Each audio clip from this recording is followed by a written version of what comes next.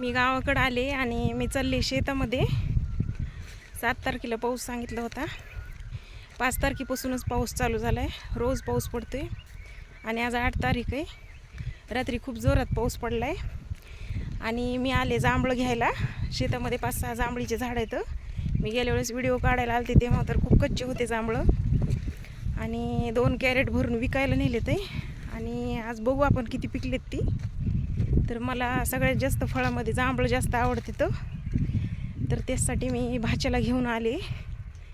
चला मी दाखवते तुम्हाला जांभळीची झाडं.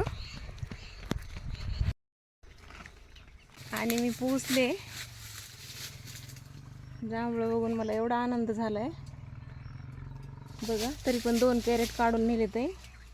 आंब्यापेक्षा जांभळाला भाव लागलेला 70 रुपये किलो.